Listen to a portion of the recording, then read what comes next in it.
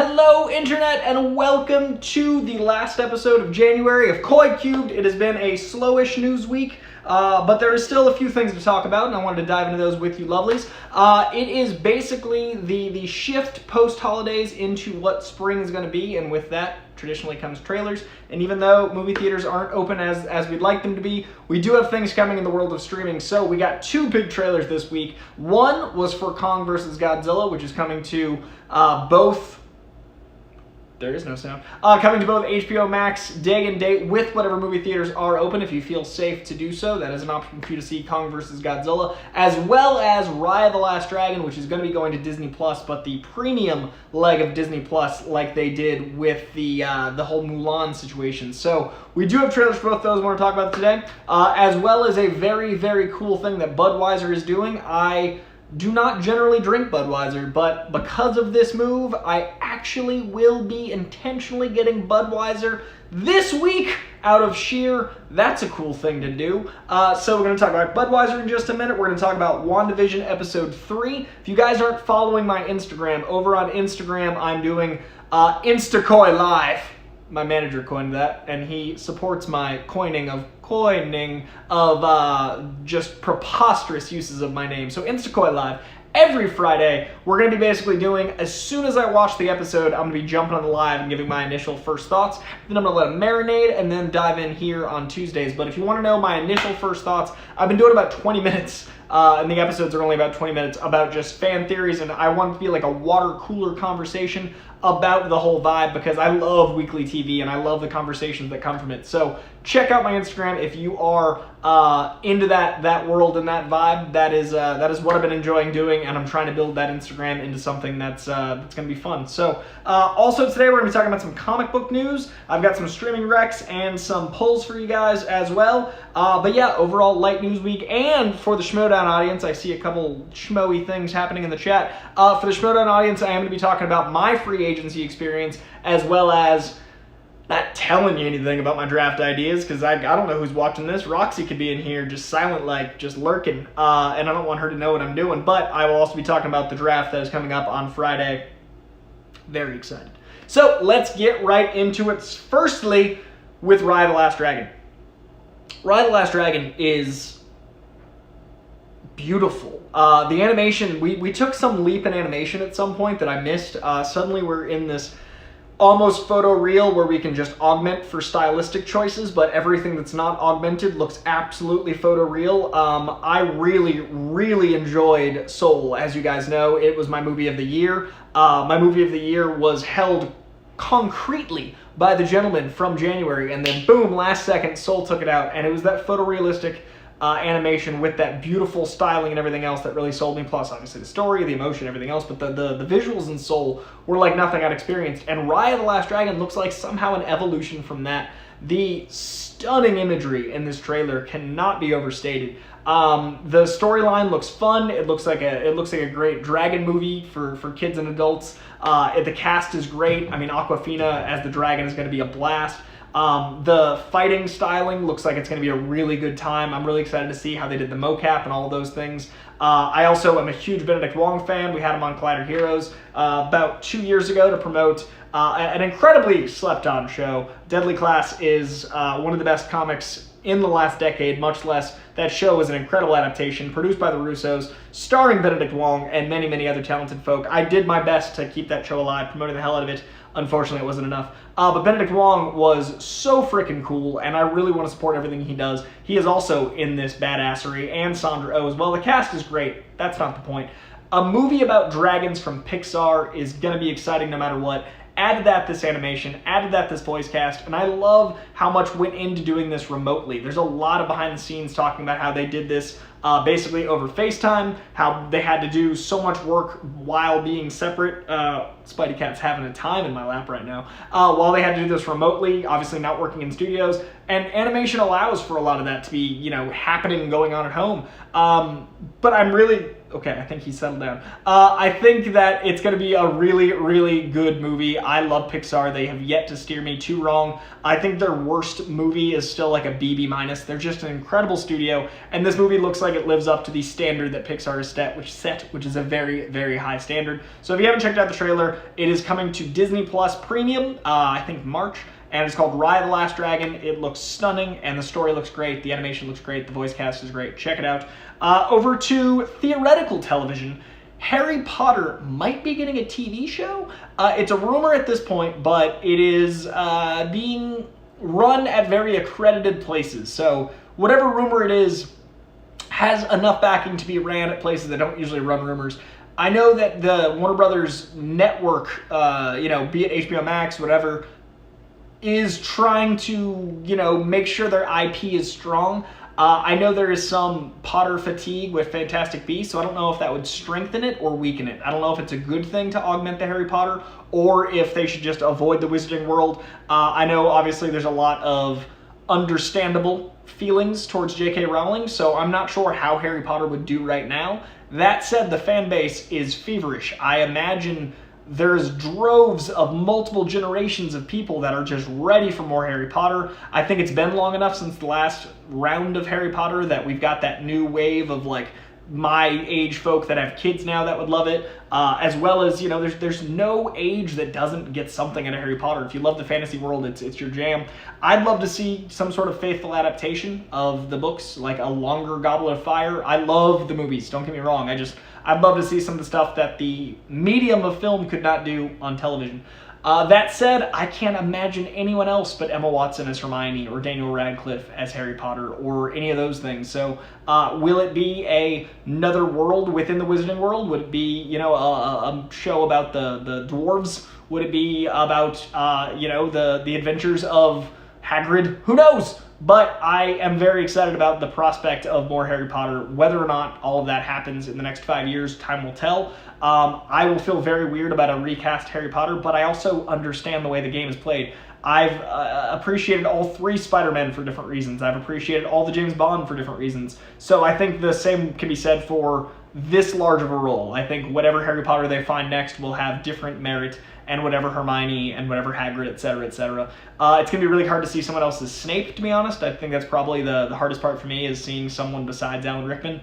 But there's so much in the books that just there was no time for in the movies. You've got a multiple 100-page book, and you're trying to translate it into a 2-hour movie, a kid's movie. And, they split the final one into 2 parts, the Deathly Hallows Part 1 and 2, but even that, there's never too much Potter. So personally, I would love the Harry Potter books to be translated into television.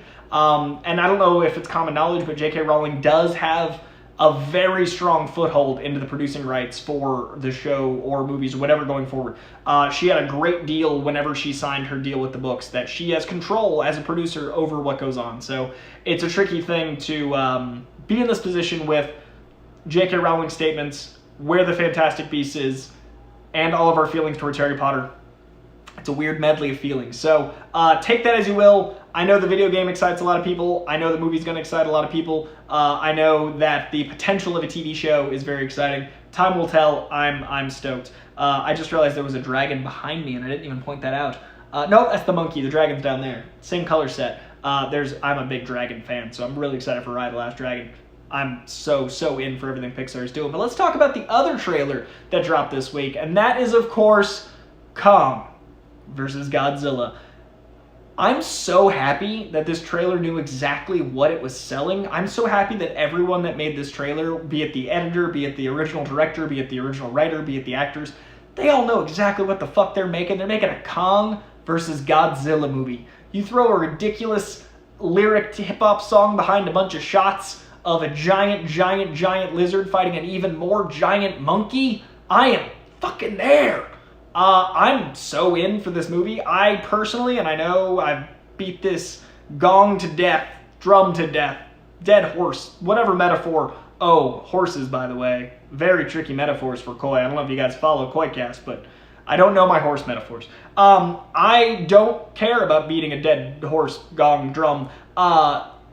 I wish this more than almost anything else could have been in theaters. If there was ever a time for a 100-foot IMAX screen, it's for a 100-foot monkey fighting a 100-foot lizard. It's gonna be fun on TV. It's gonna be great. I watched the trailer on my my laptop and sure was excited, but man, would this have been cool in theaters. That said, I love the Avengers assembling of the cast. I love that we get, Billy Bobby Brown back in this world, this Godzilla and Kong world. I love that we have Kong as the good guy fighting against Godzilla, and there's like a backstory of like what happened in the war. I love how thin the plot needs to be for me to be very excited. I love that the CGI looks incredible. I hope they got the extra 6 months to work on it when it got delayed. They didn't just like close the the digital can and say like, I can wait. Like they tinkered perhaps, because it looks stunning. The animation is absolutely jaw-dropping. At some point, spoiler for a trailer, it looks like Kong fights him with a sword. I don't know how Kong got a sword. What's it made of? How is he some sort of, Jaeger? How is that happening? How did we train monkeys to fight with swords? How did Kong find some metal that size? I don't know. But I know I'm excited to see giant King Kong with a sword fighting a lizard. Guys, I love dumb shit when I'm in the mood. This movie's gonna be that exact thing. This is the premium quality content of the $5 Walmart bin. This is the top shelf liquor of the lowest common denominator, and I'm so here for it because I love art house films. I love fancy schmancy, your Manx and your black and white films and your Criterions, and they're great. But I also love Kong versus Godzilla. So I'm very in. Give me this movie. Give me the biggest team up. Give me the thing that no one asked for, but everyone wants. Kong versus Godzilla. Watch the trailer. I see the chat very excitedly talking about who's going to win. I was able to make the size a little bigger so I can see some more of the chat than normal on my phone across the way. I got it being Kong winning at first, injuring Godzilla, and then something happens with Mothra and the rest of the rogues where Godzilla and Kong have to team up in the third act. So your very traditional superhero trope where one beats the other for the fans, and then the other has to save the one that beat him for the other side's fans, and then they team up together to save us. It's like the opposite of AVP where whoever wins, we win. I think Godzilla and Kong are teaming up to save us, and that's going to be the third act of the film, and I'm even more excited for a team-up movie than even a King Kong with a sword movie. So I think no one wins except us. That is my hot take. That is not so hot for Kong versus Godzilla. Over to the world of beer. Budweiser. Budweiser beer is a staple of the Super Bowl. The Clydesdales, I think that's the name of the horses. A lot of horse commentary in my life lately. Again, check out Coycast. Check out You Don't Punch a Gift Horse in the Mouth, and you'll understand who I am as a person more. The horses in Budweiser are not going to be appearing in the Super Bowl this year because, very nobly, and I think this is fucking awesome, Budweiser is airing their Super Bowl commercial, the very expensive, fancy commercial they shot in the Super Bowl tradition. Budweiser always is one of the front runners and best commercial and most prestigious. Like, there's a whole culture around Super Bowl commercials. Budweiser is always leading the pack of that world every year. They're airing their Super Bowl commercial the week of the Super Bowl, but not the Super Bowl, and they're saving the money that they were going to put towards the Super Bowl towards COVID research and COVID relief. That's awesome. I just gotta throw some just general love towards Budweiser. They did it not silently, but more quietly than I expected. It doesn't feel like it's trying to win anyone's favor. It just seems like the right thing to do, which is awesome. I feel like we're gonna get to see a really cool commercial. The cast of the commercial is already really exciting. We're gonna get it digitally, so it'll feel like a Super Bowl commercial just like the rest do. But all the money that they're not spending, some $5.7, I think it was, million, instead of putting it towards ad revenue, they're putting it towards COVID relief. And that makes me want to buy Budweiser. So the ad is working before it ever happens. I'm so excited for the world to adjust in that direction. I'm really hopeful for things to get better and for just a general sense of positivity as well as diplomacy and charity. But Budweiser kind of setting the bar. I really just appreciate this. So I'm going to go buy some Budweiser this weekend, and I cheers to you, dear Koi Pond, and let's hope that we can keep going in this positive direction. Hell yeah, Budweiser. All right, now, before I get to Schmoedown thoughts and WandaVision thoughts, the last bit of news is a very small one. Palm Springs, one of my favorite movies of last year. I think it came in at number 4 of all the movies I saw in 2020. I saw some 85 movies in 2020, and I made a top 30 list because I'm a weirdo. But my number 4 was Palm Springs, and Palm Springs is a Hulu original film, and one of my favorite things in the world are DVD commentaries and Blu-ray commentaries. I think audio commentaries on films are a slept-on art. I think it's something that most film geeks love. I think it's something that is not appreciated by this generation, these kids today. And Palm Springs is starting to bring that back around. We have our very first Hulu original full-length audio commentary from Andy Samberg, and her name escaped me, Kristen Milioti, who is so darling. She was the mother in How I Met Your Mother, as well as being the one that stole our hearts in Palm Springs. One of the breakout stars of 2020. I want that girl to be everywhere. She's so friggin' talented. Anyway, the two of them sit down for a full feature-length audio commentary, which you can now watch on Hulu with the film. Now, I haven't watched it yet because it just dropped, but if you haven't seen the film, I would recommend you watch it regularly first, as you should with every audio commentary, and then dive right back in and give it some love. It is up for basically awards consideration. There weren't as many movies last year as many years, so it actually has a chance, which is really exciting. But yeah, audio commentary from the stars of Palm Springs for a Palm Springs original film just has me stoked. So check it out. Thanks, Andy Samberg. Thank you, Kristen. That is a cool thing to do. All right, on to my WandaVision theories and thoughts. Last week I opened with my theories and thoughts. This week I'm putting it near the middle of the show because anyone that hasn't watched WandaVision should bail now. I am going to give theoretical spoilers. These are just Koi theories. I don't know how the show ends. I know nothing beyond what you know except for the comics I have read, and I am hopeful that I'm right, but let's see what happens. These are my theories from episode 3 of WandaVision. Also, talked about at the top of the show, I do a weekly WandaVision show every Friday on Instagram, basically at 11 a.m. As soon as I've watched the show, sometimes twice, I jump on Instagram and just dive into my thoughts. It's like a water cooler conversation. Check it out on my Instagram. The reason I'm bringing it back up is because I may have a guest on next week or the following week. A friend of mine, and I'm hopeful, and I think it'd be really cool. We're working on her schedule, but I think it'd be really rad to have this guest on, so I want people to tune in to get them numbers up, so so Marvel doesn't get mad at me for having a guest on. So yeah, tune in, check it out. Instacoy Live, Friday, WandaVision. Okay, my theories for episode 3. One of the big things I noticed was the amount of trapped that people are seems to be different than I'd assumed from episode 1. I think that the inhabitants of the town are either in on it, in that they're government entities, which was my theory of episode 1, or they're in on it, but they're not able to escape, because that's what we saw with Monica Rambeau. Or my harebrained crazy theory. I know a lot of people think that Herb is the High Evolutionary, which, yes, that is his name in the comic books, but I've seen nothing to make me think that from the character. That said, I'm wondering if there's LMDs in this world.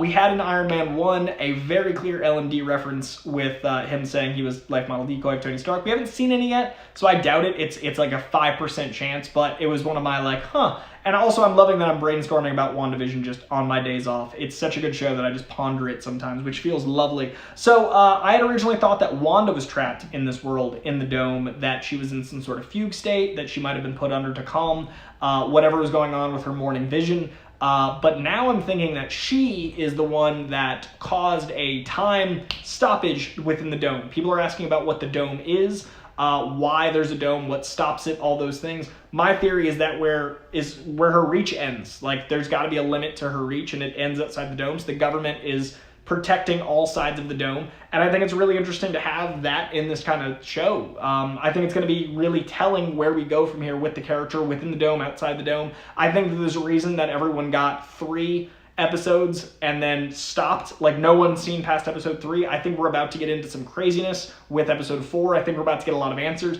But what I'm really enjoying is that every time we get one answer, they ask 2 questions. Because we got a lot of answers in episode 3, but they asked just as many questions, if not more. So Maybe. Very excited about that. All right, I see we got a Streamlab or two. Let me jump over here and check on those really quickly, and then we'll dive back in to some more thoughts I had, including that soap commercial, which intrigues me to no end. All right, over to Garth McMurray. Many say Evan Peters might be Quicksilver from the Fox movies universe, or maybe Mephisto. I think he'll be grown-up Tommy, aka Speed, as the new MCU speedster. Each episode is a new decade, so if we see the twins grow up, we'll see adult Wiccan and Speed. So, I think it would be kind of a jab at Fox to make him Speed because he was their speedster. I don't see Kevin Feige doing that because it seems a little like jabby, and that just doesn't read like Feige to me. It also, I think Speed's going to be young when we land with him. I love your idea because it's playful and it's also like, you know, it's broad strokes. But I don't think, I think we're getting Young Avengers. I think Young Avengers are happening. I don't think Evan Peters is going to be in the Young Avengers. So I don't see them, one, getting Evan Peters for that much time, two, insulting Fox, or three, messing with continuity that way. I think he's going to be Quicksilver. I think in episode 4 or 5, maybe as late as 6, we get 2 Pietros. I think we're getting Aaron Taylor-Johnson and Evan Peters on screen at once, and I think it's going to be the beginning of lots and lots of craziness. I don't know if you guys saw, probably not. I just got a TikTok. I'm learning the TikTok. Man, that is a dense app, and I feel old as hell, but I'm learning TikTok, and my newest theory is everything's canon. Kevin Feige said something during the press tour for WandaVision episode 1 that no one talked about. I didn't run it because I thought everyone else would talk about it and I didn't want to be like chasing the news, but no one picked it up the next week. He said almost clear as day, every single thing that's ever happened, whether it's Marvel TV, Marvel cartoons, obviously the Marvel comics, etc., is canon, which means the Fox movie could be canon, which means we could have Evan Peters playing Pietro and Aaron Taylor-Johnson playing Pietro, and that shock might be what breaks Wanda. Like, there's going to be so much trauma, so much horrible things about to happen. I could easily see them using 2 Pietros as a way to legitimize everything that's about to go wrong. So, personally, as much as I love your theory, good sir, and I always appreciate your theories, I don't think they're going to cast someone older than 17 to play the Young Avengers speedster. I think Speed is going to be a new character that lives on in the Marvel Universe, and I think they're going to cast an unknown or a youngin accordingly. I do think, however, Wiccan and Speed are going to be growing up through the decades. I think we're going to see them like age 2 in the next episode, then 12, then, well, they got to stay young though, because we've got what, 80s, 90s, 2000s to get through. They're not going to be in their 30s. So I don't know what's going to happen when the world ends, her reality world ends, but I don't imagine that Wiccan or Speed will be young. But if you're right and I'm wrong, I will totally be excited about it. Like, if you've got this and I'm out, then yes, I'm very excited about that idea. But we did get Tommy and Billy in this episode. We did get our first, they were born, our first name mention and birth of 2 very important Young Avengers. Wiccan is hugely important in the Marvel Universe. His whole thing with Hulkling is amazing. All of that not being said, I really think we're going to have those 2 be fixtures of the Young Avengers going forward. I think they're going to stay like 15 to 17. Jason Ritchie, the great Jason Ritchie. WandaVision theory. Wanda is controlling everything. Dottie is manipulating her and working for Nien. Coy, that's why Coy pops up. I do pop up. We'll talk about that in a minute. For the children is a misdirect, and they're kidnapping kids. That's why there's missing kid posters in the Spider-Man pics. Oh shit, tying it into Spider-Man, Mr. Ritchie. That's really interesting. So I do think this ties into Spider-Man. I wouldn't have thought of that way. That's a great idea. That's a very original idea. I do think Dottie is manipulating everything. I think Dottie is Mephisto personally. That was another thing that Garth mentioned about Evan Peters. I don't think Evan Peters plays Mephisto because I think we've already met Mephisto, and I think Mephisto is Dottie. I think Dottie is a very nefarious character that controls everything, as well as a character who... There's a line of dialogue in episode 2 where she says the devil's in the details, and Agnes goes, that's not the only place he is. And it's playful, but it's way too strong of a line to be nothing. So I think either Agnes is the devil, and that's, you know, we're misinterpreting the name as Agatha Harkness because that's meant to be that, or I think it's Dottie. I think Emma is the devil herself. So that's my theory. That said, I really dig your tying it into Spider-Man, Mr. Ritchie, and I also think we're agreeing on Dottie manipulating. It's just the details after that. So also, everyone, as ever, thank Jason Ritchie for his awesome, insane generosity, and I've known that guy forever. We worked together at a restaurant back in Boston, and he's great people. So thank you, Jason Ritchie, and I like your theory, man. We got Joe O'Keefe with. I just wanted to say hi, bit of a random question. Do you have any creative hobbies you do in your downtime? Do I? I'll keep reading first. I whittled a wooden Death Star for my sister for Christmas, and I'm currently trying to whittle a chess set for my brother for his birthday. 1, making stuff with your hands is awesome, good sir, and I am very, very bad at it. So I do not do anything that could cost me a finger. That is so cool, a Death Star and a chess set, you're a badass. Do I have any hobbies? I turned most of my hobbies into my work. Like, my hobbies used to be watching movies and reading comics, and now I do that all the time professionally. I work out. I recreationally box like a punching bag while we're in quarantine. I like to read.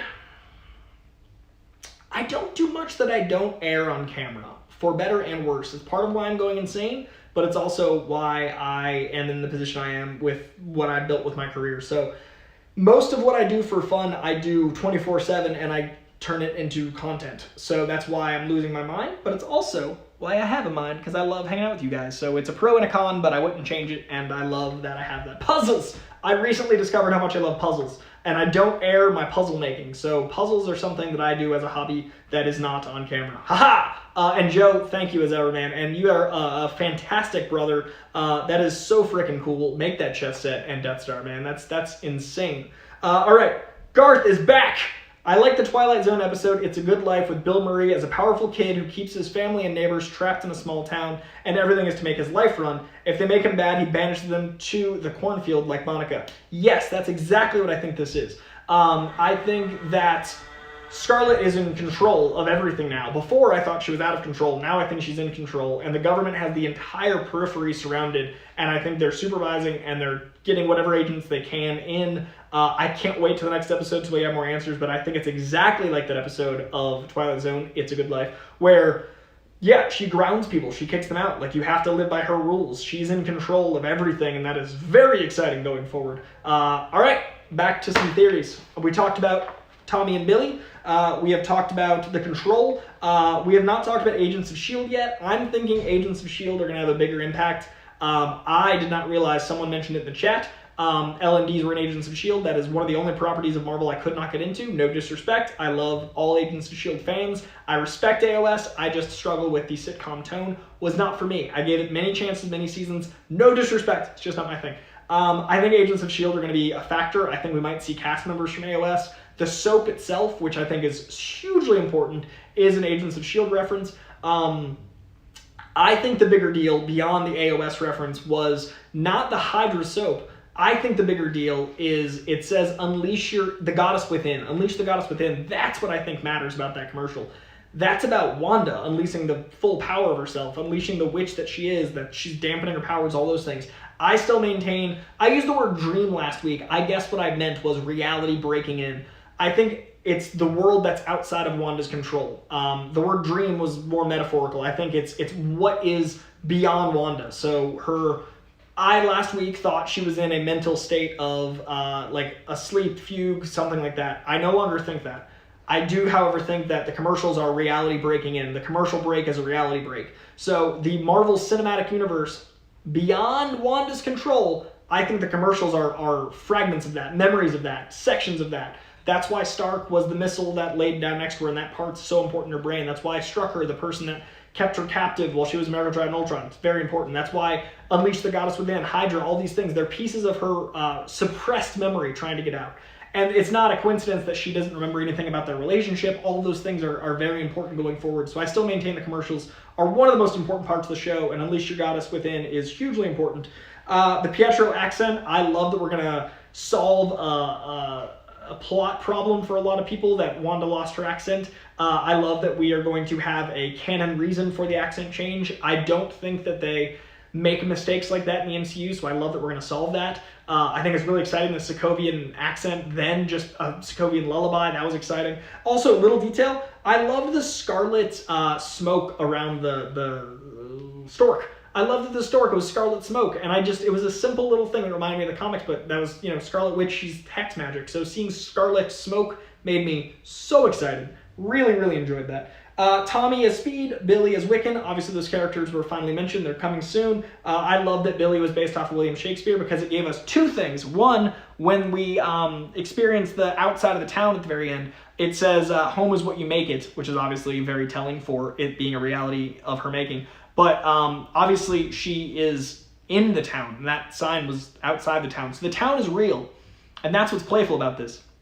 Did she go to this town because of that? So many questions. But the second one was, all the world's a stage. Very iconic, classic Shakespeare line. That is exactly what's happening in WandaVision. All the world is a stage. And I love that they just said it out loud. Like, I just love that William Shakespeare thing. And then tying it into Billy from the comic books, making it all about Billy Shakes makes me very excited. The mobile in the kid's crib, that turning into butterflies and then floating away, that's in the end credits. We've seen the mobile, so I'm wondering if those butterflies are important again, or if it's just one of those, like, the end credits or pieces of each episode we're going to uncover as we go along. But the butterflies were really cool, and I think they tie into something bigger, possibly. Wanda reality mid-sentence. Oh, shit. Okay, so we've seen her with the AIM guy. I still think that guy is AIM the beekeeper. We saw her with the AIM guy just say no and reverse time and, like, eliminate that option. Then in this episode, we saw her literally glitch reality and then make so Vision didn't have a negative experience.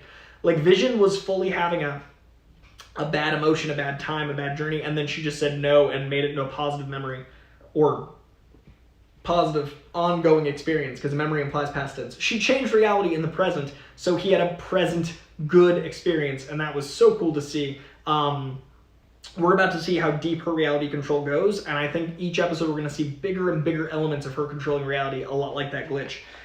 We also have, let's see, Hydra Soap, Find the Goddess Within, All the World's a Stage. Those are the notes I took. I did a full 23 minutes talking about this episode over on Instagram, so those are just the things I wanted to share with you, dear viewer. I think in this next episode, we're going to see a lot more outside of the dome. We're going to see how much control Wanda has. I think there's a slim chance we get Pietro in this next episode. I think it's more likely episode 5, but I think there is a chance we get Pietro in episode 4. I think we do get... obviously, I'm excited for the time frame. I'm an 80s fiend, so I'm excited to see these characters in their more traditional garb. That's going to be really exciting. So I think it's going to be a really fun journey this next episode. I think we're going to get more answers in this Friday than we've gotten to date, and I think there's a reason that no one's seen them yet, and things are about to accelerate really, really crazy. So everyone that's been complaining the show is boring, 1, they're wrong. 2, they're about to be happy because things are about to go apeshit. So episode 4 is going to be very, very crazy. Jimmy and Darcy. I think we're getting Jimmy this episode. I think Darcy is going to come in 1 or 2 more, but we will see. We will see. We will see. All right, over to... Oh, one more question before I leave, and any other questions you guys have before I leave WandaVision. Garth, I was wondering if you think Sword Agent, Zach Henry, in the Beekeeper outfit with the yellow stripe is possibly AIM with sword like Hydra within S.H.I.E.L.D. Also, one thing I spotted in the animated intro was Wonderman's sign pointing to Wonder Man. Oh, that's dope! I did not notice the Wonder Man sign pointing to Wonder Man. That's awesome. I do think we're getting Wonder Man. I'm wondering if he's going to be like an actor, someone like within an unreality. I don't know if he's going to be the Wonder Man we know, but I'm excited for Wonder Man. I think we're getting him. I think that's going to happen this season. That said, I do think AIM is the Beekeeper, and I think either they're infiltrated Sword or it's her imagining someone looking like something they don't actually look like. Like, she could be putting that imagery on that person, or Sword isn't what we think it is and AIM isn't what we think it is. In the comic books, advanced idea mechanics occasionally, not often, like 2% of the time, does good. So I'm wondering if AIM in MCU is good. Like, they switched the Skrulls around. Like, Skrulls are positive so far, like in Captain Marvel. What if AIM is good and works with Sword? Or Sword is evil? I don't think Sword's evil. I'm so excited that we don't know. That's my favorite shit, that I get to guess. I get to enjoy the hell out of this week to week. I get to be a mystery, and I get to, like, read the comics and not have it spoiled for me. Thank you, Kevin Feige, Jack Schaefer, everyone involved. Jack Schaefer's written the hell out of this show because I'm guessing everything, and it makes me more excited for Black Widow, to be honest. Like, I'm even more excited for Black Widow knowing that Jack Schaefer has created this wonderful world for us. So, again, those are like 10 minutes of thoughts on episode 3. If you want more thoughts, check out my IGTV, 23 minutes of just episode 3 madness, and then this Friday I'll be jumping on for episode 4, and then hopefully next week, a special guest for you lovelies. But subscribe to Instagram or whatever you do. Follow me on Instagram. I'm so old man mode today. I'm so like, my brain is so scattered. I'm saying things like, subscribe to my Instagram or whatever it is. All right, over to the next bit of news. We got a little bit of comic book news and a little bit of Schmoedown news. Let's do Schmoedown first, because I know there's some Schmo fans in the chat. I saw some Schmo conversations happening earlier. We had the free agency just this past Friday, and I knew exactly who I wanted from the beginning, and I got a fair amount of crap for it. I am obviously going to keep Shazam because they're my guys. And I'm obviously going to keep Kevin Smith because he is 2-0. He is one match away from a potential big, like, a 3-0 player is another level. So we're one match away from something big. There's no way, I don't care what any other manager says, I don't care who it is, they're not going to not recruit Kevin if he goes into the draft. There's no way I'm going to let Kevin go into the draft and then lose Kevin to whomever it is. I don't get to pick until 4. That means 3 people are in front of me that could get Kevin. There's no way I'm going to leave that to chance. Sam wanted him last year, so there's no way. Sam's before me in the draft. There's no way I'm letting Kevin Smith go. Kevin Smith was staying with me the whole time. Everyone that's mad at me, deal with it. Kevin Smith is a merc for life. I also, I really enjoy the way Kevin and I work together, the coaching, the promos, the entire experience working with Kevin has always been awesome. And just the dude's great, so I wasn't going to let Kevin Smith go, and I knew he was going to get drafted before some of my other players would. Now, I do have a plan for the draft that is shaped around my free agency choices. I know every single person I want, and I know how I intend to do it, and I've got an entire scheme, so I am very excited for the way I shape things starting on Friday, but I'm sick of seeing people's guff on the Facebook groups over my choice. Kevin was either mine in the free agency or gone, and I was not going to let that happen. And I don't care about all of people's theories and rationale for drafting blank XYZ. I'm keeping Kevin. So, yeah, until the draft. I'm not going to give away to my draft plans, but know that I love a lot of your theories. Know that I was very earnest and honest in asking who you wanted me to draft. I care about personality as well as skill, but I do care about both. I will not be drafting someone just for personality or just for skill. I won't be putting someone in my faction that doesn't fit. I won't be dealing with someone's drama that doesn't suit the mercs. It's just not going to happen. So you're going to see what that means on Friday, and I'm very, very excited for the draft because I'm really excited to prove a lot of people wrong. Everybody thinks that I'm assembling a bad team that didn't like my free agency. I'm about to show them what a good team looks like on Friday, and I'm stoked. We got one more from Garth. Okay, one more. In the MCU, SWORD is not a space agency. SWORD stands for the Sentient Weapon Observation and Response Division. So maybe observing powerful sentient weapons like Wanda could bring in scientists from AIM that way. Yo, son, I love that idea. That is what I'd been saying, but that is phrased so much better than I'd been saying it. Yeah, I was saying like a team up between AIM and SWORD, but your perspective is much better. Like, that is a phrasing that I hadn't come up with yet.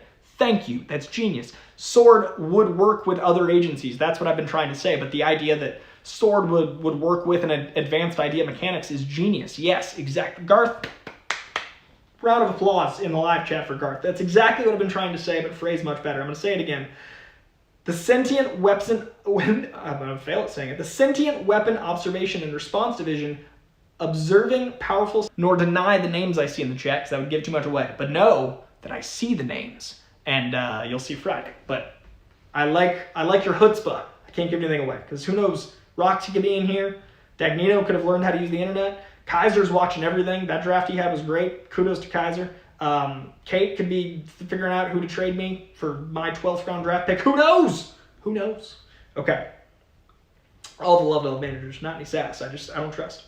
All right, final bit of news. is comic book news. Let's talk about some actual comic books. I want to bring in a couple bits of comic book news to each week if the news is big enough. I usually lose a lot of viewers when we get to comic books because it's not everyone's cup of tea, so I'm going to save the comic book news towards the end of the show for the people that are here for the other pop culture stuff. But I thank you, everyone. We had a lot of people in the show today, so I appreciate you. Before you leave, know that we're going to be doing a watch-along of Batman Mask of the Phantasm tonight at like 5:45 PST, so roughly 45 minutes, maybe as long as an hour. A Batman Mask of the Phantasm watch-along is going down thanks to the great Michael McCarcel, patron saint of watch-alongs. We're going to be talking about Mask of the Phantasm for the entirety of the film. It is on HBO Max. You can stream it right along with me. We're going to kick off at either 5:45 or 6 PST. That's 8:45/9 EST right here on this very YouTube channel. So before you leave, before I talk about comic books, know that you should come back in about an hour for more comic book goodness. Michael McCarcel in the chat here. That was excellent timing, good sir. He wanted to say, just wanted to say, I hope everyone will join us in just a bit for a watch along of the best Batman movie, Mask of the Phantasm. I hope so too. That was really funny timing, dude. I also think that Mask of the Phantasm is a genius film that is so slept on when people talk about greatest comic book films. It made my honorable mention in that giant comic book film thing I did with the World Girls, because Mask of the Phantasm is so pitch perfect. It gets Batman, it gets a new original character great. I also am loving Batcat, which is Tom King and Mitch Gerads. Sorry, Tom King and Clay Mann. Tom King and Clay Mann are bringing Phantasm back to the mainstream in such a really cool way, so it's a good time to rewatch Mask of the Phantasm with Batcat being so incredible. Now, let's get into some comic book news. All right, we've got Heroes Reborn is going to return. Heroes Reborn was a giant 90s comic book staple event. It was hated, it was loved, it was its own thing. Heroes Reborn, The Return, was more hated than loved, but a very big event. It is coming back into comic books very soon, post-Phoenix Fallout. Now, Phoenix is a giant space bird that decimates all, and it's kind of cool they're using the character of the Phoenix to decimate the characters to have them come back. I love the idea of using the Phoenix like this. It was obviously Onslaught in the 90s, but Jason Aaron and Ed McGuinness have been doing a Phoenix storyline, and they're going to use that to kind of wipe the slate clean and then bring in a Heroes Reborn storyline over in the comic books. Now, that's really exciting to me. There came out with a press release saying, quote, "Welcome to a world where Tony Stark never built an Iron Man armor, where Thor is a hard-drinking atheist who despises hammers, where Wakanda is dismissed as a myth, and where Captain America was never found in the ice because there were no Avengers to find him." They're completely starting. This is almost like a what-if title. This is a brand new, you can jump on here if you haven't touched the Marvel book in years or ever. This is a clean slate. So, obviously these titles are going to be their own little imprint, and then the Marvel Universe might change afterward, it might not. Either way, Heroes Reborn itself will be contained enough that if you don't read comic books, you can check this out, and it sounds cool. Ed McGuinness is one of my all-time favorite artists. I really dig Jason Aaron. I wouldn't say he's an all-timer because there's so many great writers, but Ed McGuinness makes the cut. Jason Aaron makes the holy shit, he's great cut. Big fan of both of those gents, so they are teaming up to do a new Heroes Reborn, which I am so excited about. So Spidey's here, he's excited. Heroes Reborn coming soon from Marvel. Also in the news, X-Men are doing a brand new, very weird thing. Do you remember in the 80s where they voted whether or not Robin would live, and Jim Starlin ended up killing Robin because that was the vote? They're doing a Marvel version where the X-Men are assembling a team, as you saw at the end of X of Swords. If you read X of Swords, Jean and Scott are like, we gotta get a team. And it was this cool like cliffhanger moment. They're letting fans help pick who's going to be on the team. So they've assembled all but one member of the team, and then out of 10 mutants, you can vote between the 27th and the 2nd for that final X-Men. So out of these characters, you can vote to have them be part of the new X-Men team, which is kind of exciting. We've got Jean and Scott leading either one of these. We got Armor, Banshee, Boom Boom, Cannonball, Forge, Marrow, Polaris, Strong Guy, Sunspot, and a character I didn't actually even remember, Tempo. So, if you're an X-Men fan and you want to influence the future of the X-Men, you actually have the power to by voting on one of these characters. I didn't actually write down the link. I just saw the news story and looked at the characters. Spidey's losing his mind. But those are the characters you can vote for. Personally, I'm going to vote for Banshee. I'm a big Banshee fan, and I feel like he hasn't gotten his comeuppance. He hasn't gotten his time in the sun. I wanted to get some time to shine. So Banshee is going to be my vote. But there's a lot of cool characters there. Boom Boom's a lot of fun. Strong Guy is one of the classics from the 90s. Polaris is going to be really big after the X-Men show that was on, and that actress played her very well. So lots of cool characters you can vote for. So check out Marvel for how to vote for which one of those X-Men. How you doing, Spidey? You alright? You look a little agitated. How you doing? I love you. Yeah, you're great. Okay, good talk. All right, now moving from X-Men to general comics, these are the books I recommend you pick up last week. If you haven't already, these are my favorite comic books from the week of the 20th. So out of all the comics that came out of the 20th, these are my absolute favorites. We've got Batman Catwoman #2 is my book of the week. That book is exceptional. Holy shit, I love that title. Black Cat #2. Black Cat continues from Jed MacKay to be one of the most incredible sleeper books on the shelves. I don't know how Jed MacKay does it. He makes Black Cat consistently awesome. A character I always thought was awesome that would never be this awesome in books is awesome. Use of awesome. Black Cat #2. Deceased Dead Planet #7, closing out that mini-series, Deceased Dead Planet #7. And then we've got a bunch of Future State books. One of my favorites of all the Future State books was Future State Catwoman. We've also got Future State Nightwing, which was another of my favorites of all of them. Future State Superman, Worlds of War #1, and Future State The Next Batman #2. Now we've also got a new Iron Fist mini called Iron Fist Heart of the Dragon, which had a new #1, which I really dug. We've got King in Black #3, continuing on Donny Cates and Ryan Stegman's mega event. We've got Maestro War and Pax. Maestro was a mini-series about the origins of the Hulk future set Maestro that did really well, so they got a sequel, and this title's just as good. Rorschach #4, Scumbag #4. Scumbag continues to be way better than it has any right to be. Rick Remender writes The Worst People the Best. Love this guy. Scumbag's excellent. And X-Force #16 were my pulls from last week. My pulls for this week, the week of the 27th, are long, so I'm going to get a drink of chocolate milk and coffee. All right. This week, I recommend Amazing Spider-Man 58, Batman Black and White #2, Batman White Knight Harley Quinn #4, Captain Marvel 25, Daredevil 26, big book, Deadpool #10, Department of Truth #5. Department of Truth is one of my biggest must pickups of the year, but now it's a new year. Department of Truth blew my mind last year. I'm really excited for this new issue. Excalibur 17, Fantastic Four 28, Future State Aquaman #1, Future State Batman Superman #1, Future State Dark Detective #2, Future State Legion of Superheroes #1, Future State Suicide Squad #1. Very curious about the new Suicide Squad after Tom Taylor's run. Future State Superman vs. Imperious Lex. Clever wordplay. Also available tomorrow with a #1. Joker Harley Criminal Sanity #7. This book's been going on for quite a time, but it's well worth the journey. Cami Garcia writing a very different Joker and Harley Quinn. It's like a crime CSI type flavor book. It's a great detective story. It's through Harley's perspective, and the art is stunning and photorealistic. It's really solid. But are you just staring at me? All right. That issue 7 is out tomorrow. King in Black Namor #3, Marvel #4, New Mutants 15, Savage Avengers 17. I'm really excited about. That is Deadpool joining the Savage Avengers for an issue with the great Duggan. I forget Duggan's first name. I'm just picturing the word Duggan on a cover. We follow each other on Twitter. I'm sorry, Duggan. Duggan is writing Deadpool again, and he wrote one of my favorite arcs of Deadpool ever. It was this giant arc that went through 700. He killed him. It was great.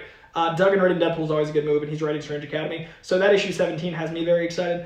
We've got Sensational Wonder Woman #4, Shang-Chi #5, Something is Killing the Children 15, Strange Academy 7, which is like if Doctor Strange ran Xavier's School for Gifted Children, but it's more magic than mutants. It's great. Strange Adventures #8, my miniseries of the year. Tom King and both Mitch Gerads and Doc Shaner in illustration. Jerry Duggan, thank you. Jonathan Gibbons, thank you. Jerry Duggan. I love that guy, and I forgot his name completely. Jerry Duggan's a goddamn genius. Thank you, Mr. Gibbons.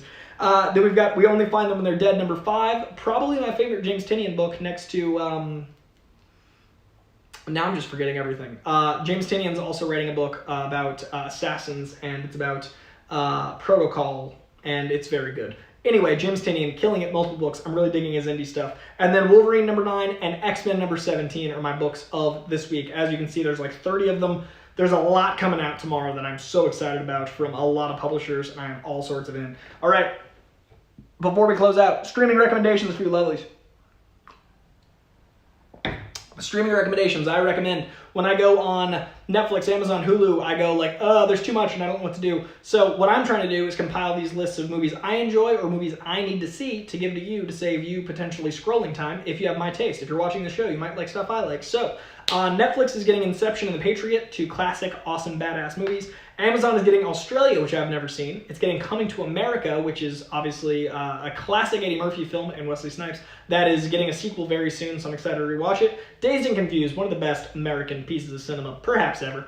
And Moulin Rouge, which I haven't seen in 10 years, which I was just talking about on Coy-Cast, so I'm going to be checking those out on Amazon. Over on Hulu, American Psycho, definitive Christian Bale performance. Holy shit, what a movie. Everything Must Go, a slept-on Will Ferrell drama. Gross Point Blank, I've not seen since I was a kid, so I'm going to be rechecking out Gross Point Blank. And Mars Attacks, I've never seen Mars Attacks. It's coming to Hulu, so I'm going to check out Mars Attacks when it drops on Hulu on the 1st. All those are dropping February 1 on HBO Max. The Little Things is coming on the 29th, which was a giant release with Denzel that was supposed to go to theaters that cost them quite the pretty penny. So that is going to be on HBO Max on the 29th, which is in a mere 3 days. So if you're missing the movie theater, if you're missing new movies, that is the next thing to kind of feel like a movie theater experience, getting at least a new movie. So a new Denzel flick drops on HBO Max on the 29th. That was supposed to be for theaters. That was supposed to be a big Warner Brothers January release, but it is what it is, and here we are.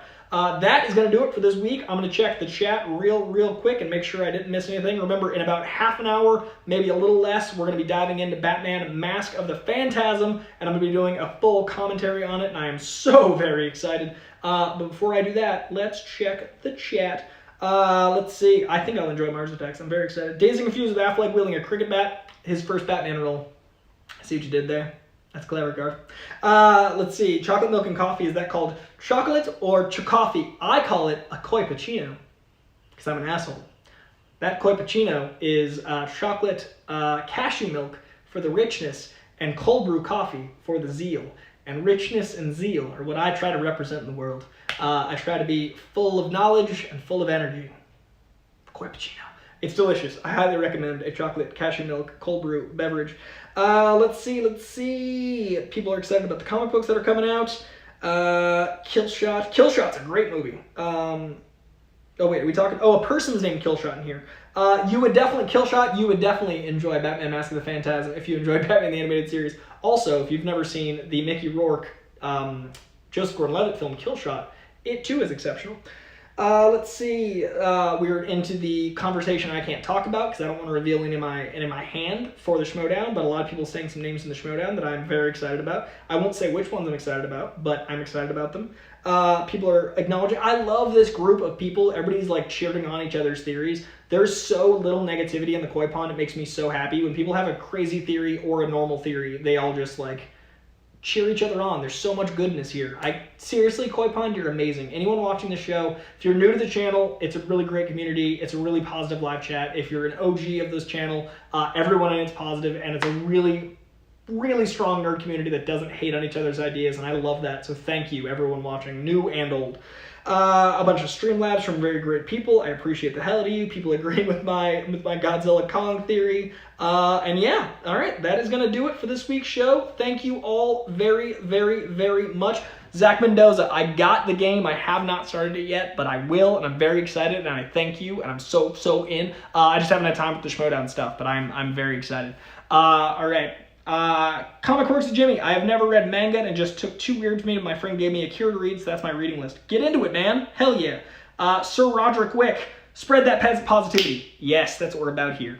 Also, I'm a baby now, so I'm young, childlike positivity. Like a child new to the world. I shaved, and I didn't recognize my own face, and thank you all for not hating me without my trademark facial do. I've got a gig that I needed to be clean shaven for, and I might just rock this for a while. So this might be 2021 Koi for at least a little bit. Have you ever Vic Damone? Have I ever seen Hell to Pay by DC Animated? How do you feel about it, Koi? It's one of my favorite plots of DC movies as a whole. I don't watch the DC Animated because there's so much to watch. It's another whole universe that I can't dive into. It's like the CW stuff. There's too many hours of stuff. I've not seen it, but it is Hell to Pay by DC. Anyone that does watch the animated, Mr. Vic Damone Jr. is recommending you check out Hell to Pay. I have not seen it, but he recommends it, so do check it out.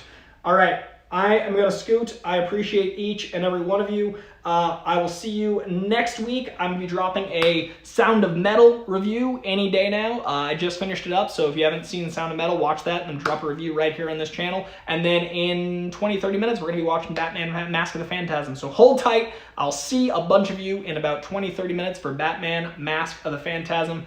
I appreciate each and every one of you. Keep reading comics. Keep doing good. Keep being awesome. Much love. We'll see you soon. Bye, guys.